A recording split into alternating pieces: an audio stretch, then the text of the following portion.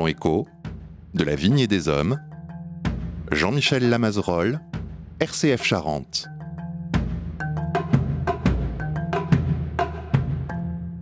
Bonjour à toutes et à tous, bienvenue dans De la Vigne et des Hommes, de la Vigne et des Femmes, comme j'ai souvent l'habitude de le dire, surtout à partir du livre Les femmes du cognac, de l'ombre à la lumière, de Monique Filiou, qui m'a fortement conseillé de rencontrer les personnes que nous allons voir aujourd'hui. Et ces personnes, ce sont de jeunes femmes, qui se sont lancées dans une aventure, alors pas n'importe comment, c'est ce qu'on va voir, et pas de n'importe où, mais sûrement passionnante, et on a envie de vous faire partager cette aventure aujourd'hui dans notre émission. Ce sont les sœurs Thorin, qui ont repris une maison de cognac qui s'appelle Guyon Pinturo, et c'est cette histoire, et c'est leur histoire dans l'histoire, que nous allons essayer de parcourir ensemble. Et je souhaite donc la bienvenue à Mathilde et à Élise. Bonjour Élise. Bonjour. Bonjour Mathilde. Bonjour.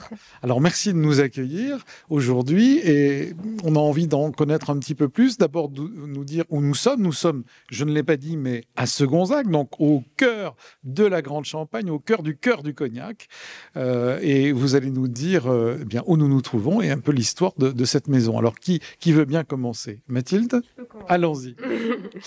Bonjour, donc là nous sommes à Segonzac en effet, et au lieu-dit plus précisément de Biard. Donc c'est un tout petit village qui est juste à côté de Segonzac, et dans ce village il y a une famille qui est présente depuis 1610, qui est la famille Guyon Pinturo. Donc très vieille famille qui progressivement à l'époque était, pour la petite histoire, tisserands, et puis sont devenus viticulteurs.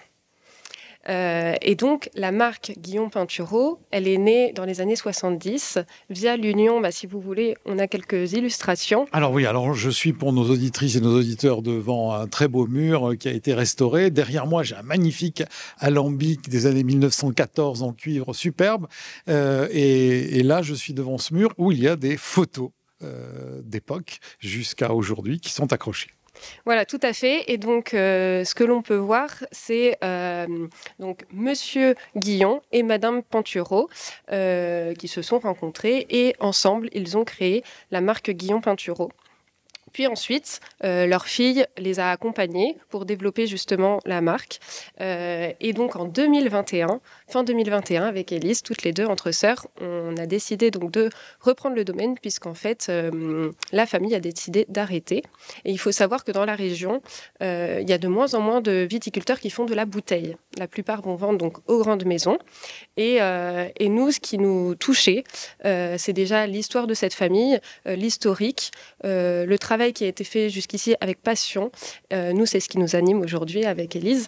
Et donc, on a voulu faire perdurer cette histoire en la reprenant en 2021. Et donc, aujourd'hui, nous sommes toutes les deux à la tête de ce domaine, avec chacune un rôle précis. Oui, voilà. Oui, on va venir à tout ça. Il y a une question qui me vient. Ça veut dire qu'aujourd'hui, il y a peu de gens qui continuent à faire de la mise en bouteille et de la vente, parce que la plupart, comme vous dites, vendent leur production aux grandes maisons de cognac. Ça leur fait un revenu d'assuré. Mais peu, aujourd'hui, d'après ce que vous dites, ne veulent se lancer à continuer de garder une part de leur production pour mettre en bouteille. Voilà, c'est exactement ça. Et donc, nous, notre philosophie, c'est intéressant d'avoir les grandes maisons, puisque c'est elles qui vont porter la région, mais c'est aussi intéressant pour les personnes qui aiment les spiritueux, qui aiment le cognac, de découvrir en fait toute une panoplie de différents producteurs. Et l'idée, c'est quoi? C'est non pas seulement d'avoir un seul cognac type, mais en réalité, grâce aux différents crus que l'appellation comporte, c'est d'avoir une multitude de cognacs avec chacun sa personnalité, son univers, ses arômes, son goût. Et c'est ça qui est important et que nous, on souhaite transmettre quand les personnes viennent au domaine. Bien, vous nous avez bien raconté toute l'histoire de cette marque que vous avez repris, mais vous ne venez pas de nulle part.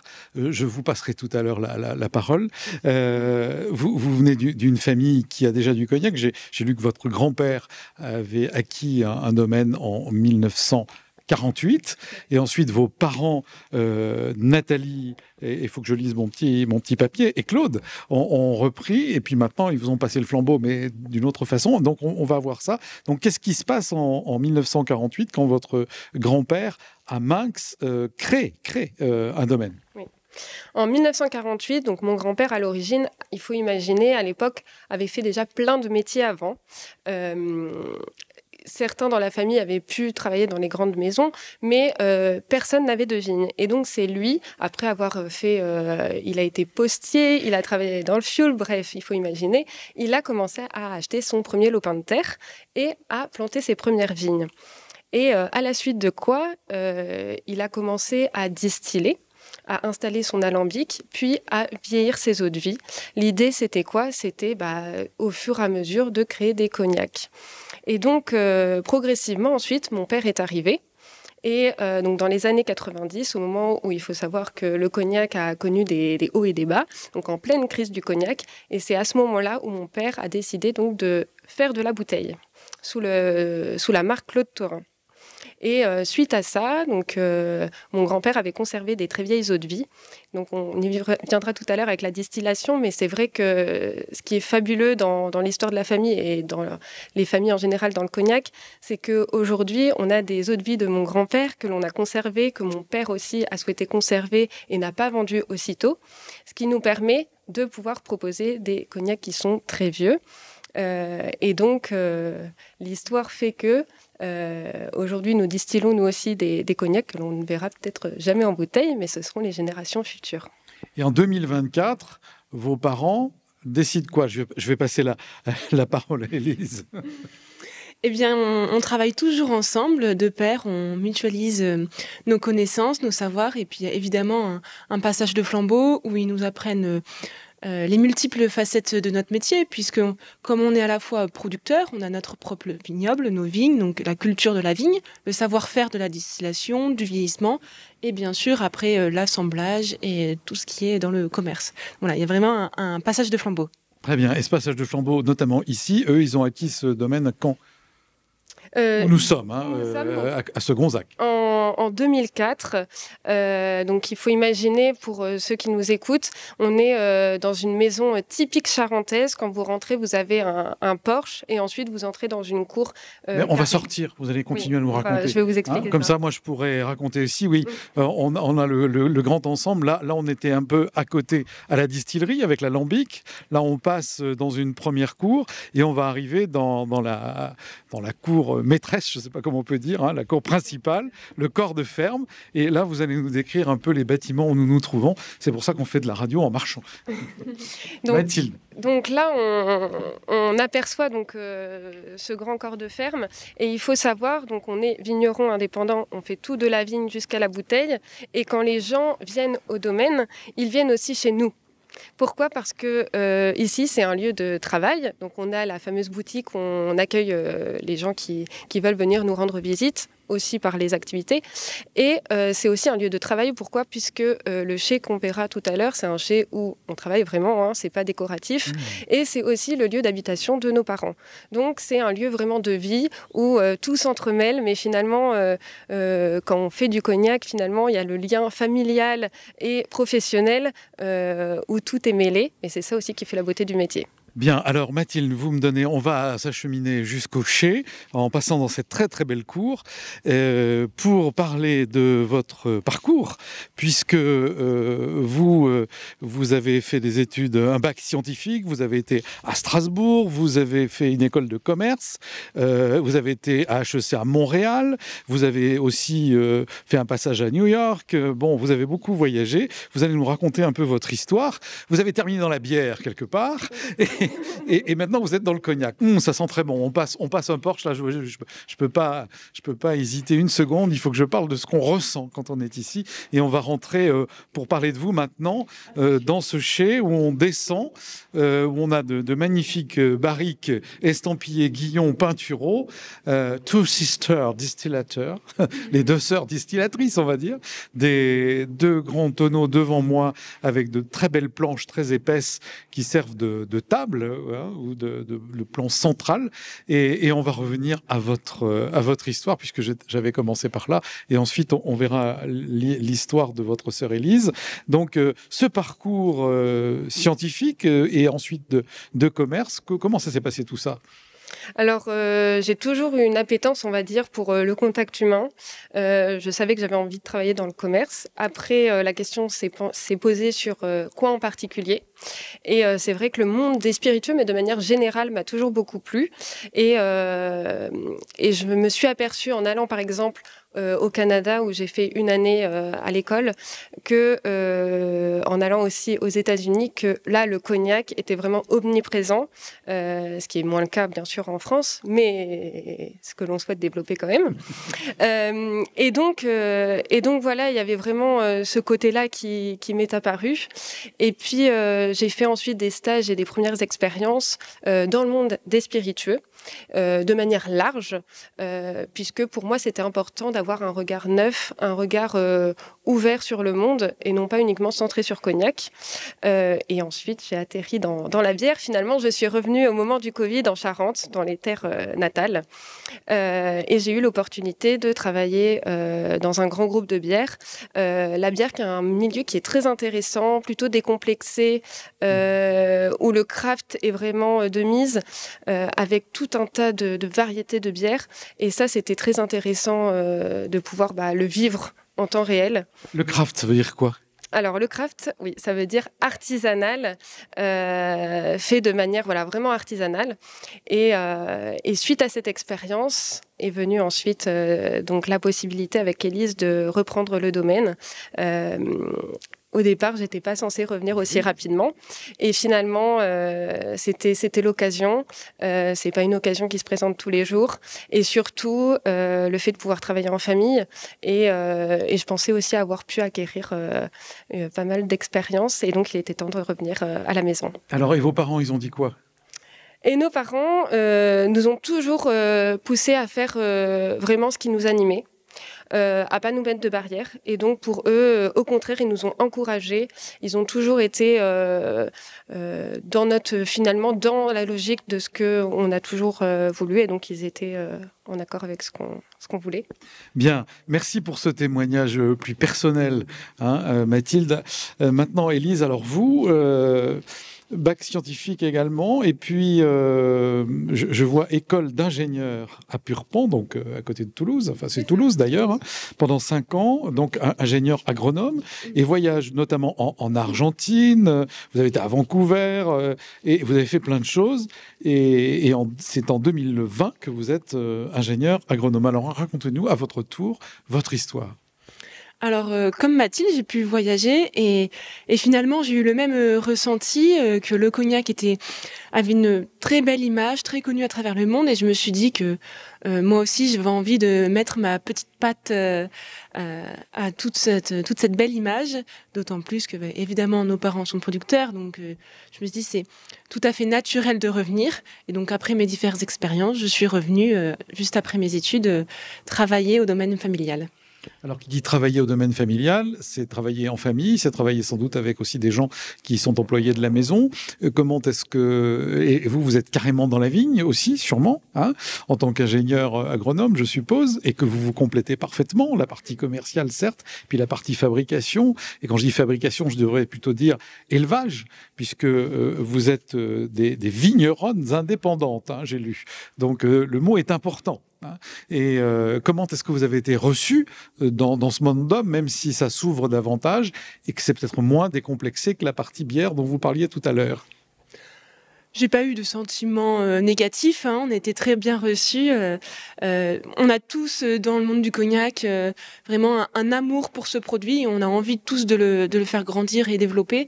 Et donc c'est dans cette idée-là que moi aussi j'ai voulu mettre ma petite touche. Bon, très bien. Et là, c'est pareil, les parents, comme pour votre sœur, on dit allons-y, tu veux revenir, reviens. Oui, tout à fait. Ils étaient très heureux qu'on revienne au domaine, qu'on continue le travail qu'ils ont créé depuis de nombreuses années. Et donc, nous aussi, on a envie après, par la suite, évidemment, de transmettre à tout le monde. Alors, moi, j'ai envie de dire, pour celles et ceux qui nous écoutent, hein, qui sont des parents, qui sont des grands-parents, comment est-ce que l'alchimie a pu se passer entre vous? Il aurait pu y avoir des bagarres, des inquiétudes, etc. Comment est-ce que vous travaillez en harmonie avec vos parents, Élise? Alors, on s'entend très bien, il n'y a pas de souci. Donc, chacun a finalement un peu son rôle. Moi, je m'occupe donc plus de la partie production, épaulée évidemment par mon père, qui a une longue expérience. Ma sœur, plus au commerce. Et notre maman, plus de ce qui est partie administrative. Et également, elle aide pour la partie commerciale quand on en a besoin. Donc, on est chacun à notre petit poste. Bon, très bien. Alors, Élise, puisque je suis avec vous, où sommes-nous là? Dans le chai? C'est ce que j'ai dit en rentrant d'ailleurs. Et tout n'est pas là, sans doute. Les barriques sont absolument magnifiques. Alors, on a du Claude Thorin et puis on a du Guillaume Pinturo. Exactement. Donc ici, on se trouve dans un chai un peu particulier puisqu'il se trouve uniquement des millésimes. Donc des millésimes de différentes années, aussi bien du Nid blanc, donc le cépage traditionnel du cognac, mais également de folle blanche. Donc nous, la particularité sur le domaine d'avoir depuis des années des vignes en folle blanche, et donc on a des millésimes de 1990 à base de folle blanche, et ça nous fait des cognacs vraiment très floraux, très fins dans la finesse, différents de ce qu'on peut avoir l'habitude de voir. Alors, vous pourriez nous dire un tout petit peu la différence entre les deux, entre le Nid blanc, la folle blanche? Alors, ce sont dans tous les cas deux cépages blancs. L'Uni blanc, c'est le principal cépage à 97%. Et la folle blanche est un peu plus technique dans la production puisqu'il a tendance un peu plus à pourrir. Et donc, c'est un cépage beaucoup plus compliqué à travailler. En revanche, à la distillation, c'est là qu'il se révèle. Et au vieillissement, on peut le garder de très nombreuses années, évidemment, comme le Nid blanc. Mais on a vraiment des eaux de vie beaucoup plus fines et élégantes. Et les amateurs de cognac apprécient particulièrement ce cépage. Alors là, on est dans un endroit de millésime, mais il y a aussi peut-être de l'assemblage? Oui, tous nos autres cognacs plus traditionnels, que ce soit VSOP, XO, sont issus d'assemblage de différentes années. Et ça, c'est un travail qu'on fait tous ensemble, vraiment pour avoir une même voix, pour avoir un même travail. Bien, vous êtes les maîtres de chai en commun. Voilà, exactement. Très bien. Alors, ce cognac, c'est bien joli de le faire, de le fabriquer, d'élever la vigne, mais il faut aussi le vendre. Alors, Mathilde, on va passer peut-être dans un autre endroit, on va aller dans quelque chose qui va parler aux plus jeunes, mais comment est-ce qu'on le vend et où le vendez-vous ? Alors, on a la particularité, quand on a repris le domaine Guillaume Pinturo, qui était très ancré au niveau local et avec pas mal de ventes qui se font directement au domaine. Pourquoi ? Puisque dès les années 70, finalement, le domaine était ouvert au public. C'est-à-dire que les gens pouvaient venir visiter et également déguster. Ce qui se fait finalement très peu chez les vignerons dans la région de Cognac. Et de plus, on a également donc, des activités qui sont proposées, qui permettent d'attirer aussi des gens de tout âge. Ah, alors je brûle de savoir ce que c'est. Dites-nous, où sommes-nous partis ? On va aller juste devant la porte, je crois. Ça marche. Donc, on fait également un escape game. Alors, qu'est-ce qu'un escape game ?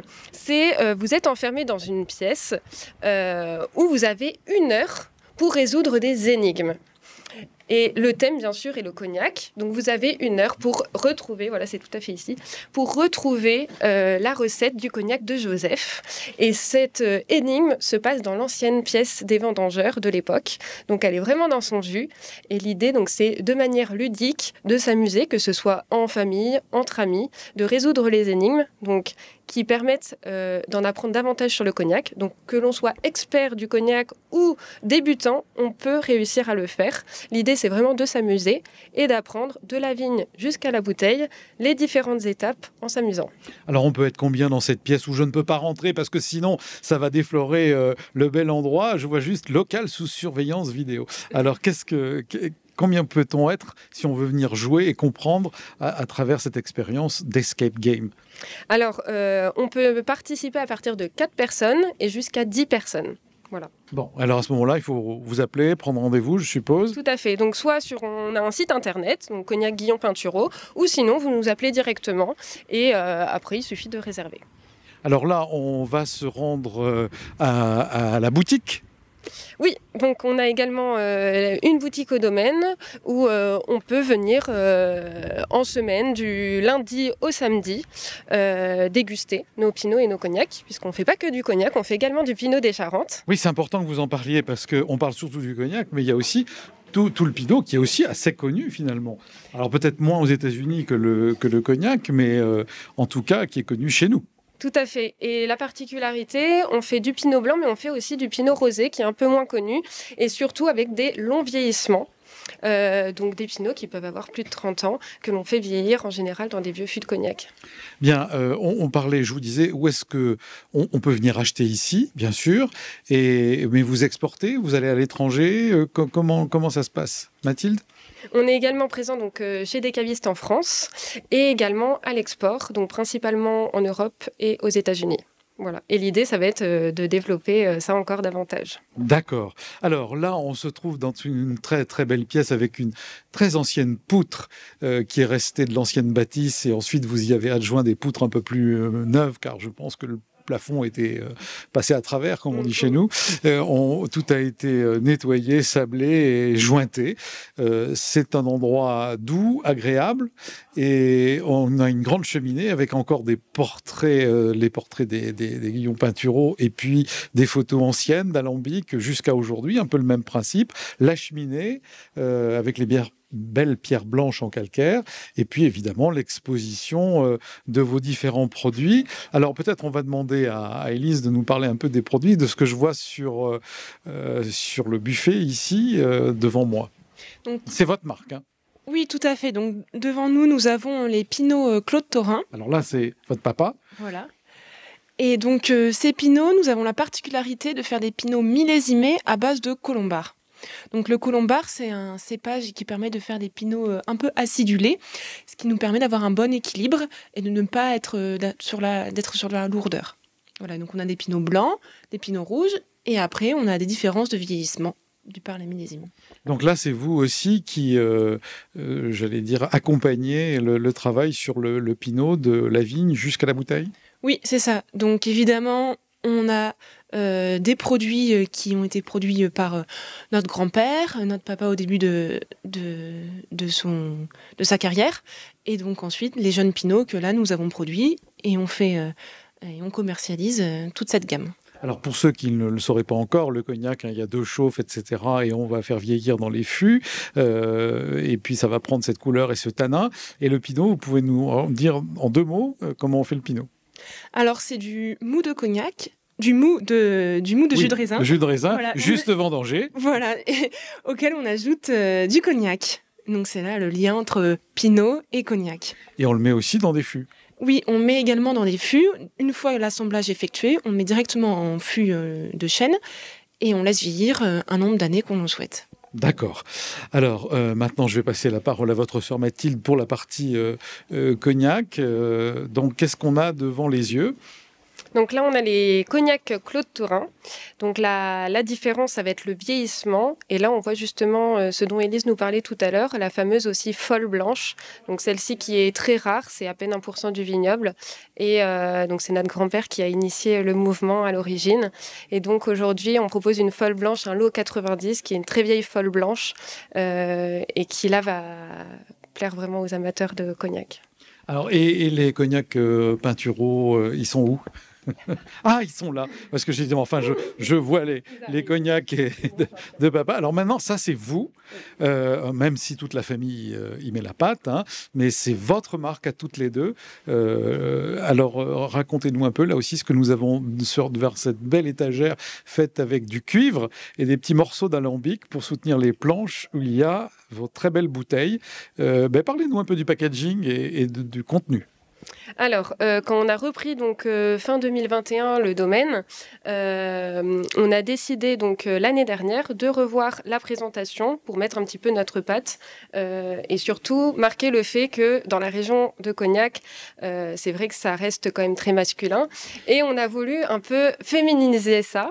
Et donc sur les étiquettes, on peut voir une illustration avec 2 visages de femmes qui sont, c'est pour ça que l'on a Two Sisters Distillers, donc 2 sœurs distillatrices. C'est vous. Et donc c'est nous. Ça nous représente avec le fameux alambic charentais derrière.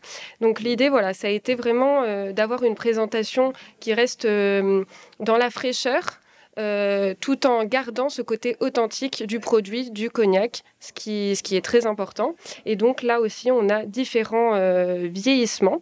Et la particularité, l'année dernière, nous avons sorti, c'est juste à côté, des brutes de fût. Alors, c'est-à-dire des cognacs. Donc, ce sont des cognacs que l'on va tirer directement depuis la barrique. Là, il n'y a pas de réduction.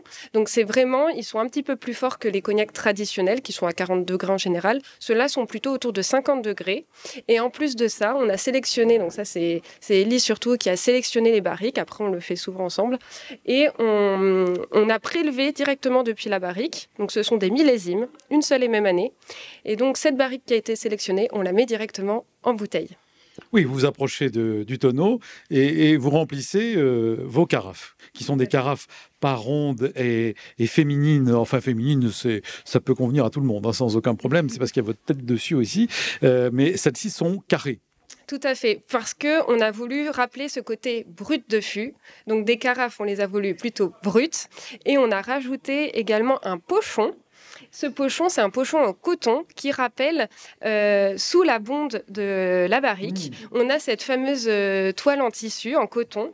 Et donc, on a fait ce petit clin d'œil, ce petit rappel. Et donc, c'est ce qui entoure la bouteille. Très bien. Et puis ce que je veux dire aussi, quand on vient ici, il y a aussi un grand pressoir au milieu de la salle qui permet de servir de comptoir. Mais ce que j'ai apprécié, c'est quand on est dans votre boutique, sous par exemple le VSOP, il va y avoir écrit fruité et puissant, une très belle vivacité. La vieille réserve, on va avoir du floral et finesse, une douceur inimitable, etc., etc. C'est-à-dire qu'on a déjà une petite description et on peut se faire une idée presque romantique du breuvage qu'on va pouvoir boire ensuite. Bien, écoutez, comment est-ce qu'on vous retrouve? Comment on vient vous voir? Vous avez un site internet, etc. Maintenant qu'on vous connaît un petit peu mieux. Et puis cette belle aventure des 2 sœurs qui continue une belle histoire, ça, je trouve ça formidable. Donc pour nous trouver, c'est très simple. On est juste à côté de Segonzac, au lieu-dit Billard. Donc il suffit sur le GPS d'écrire Cognac Guillon Pinturo, ça va. Et sinon après nous contacter, voilà, directement. Oui, même sur Internet, on tape et on vous trouve immédiatement. Tout à fait. Il y en a même les photos et on verra combien vous êtes jeune et dynamique avec des cheveux longs qui se retrouvent sur les gravures qui sont sur les bouteilles. Élise, un petit mot? Eh bien, on est heureuse de faire découvrir notre domaine au plus grand nombre et d'accueillir toutes les personnes qui souhaitent connaître le cognac via toutes nos activités, tout aussi ludiques les unes que les autres. Merci beaucoup, on l'aura compris. C'est un bon moment qu'on a passé avec les Sœurs Thorin. Et puis, on vous souhaite de venir les rencontrer au Cognac Guillon Pinturo. J'espère que je l'ai dit comme il faut, Guillon Pinturo. Et moi, je vous dis au mois prochain pour une autre émission de la vigne et des hommes, de la vigne et des femmes.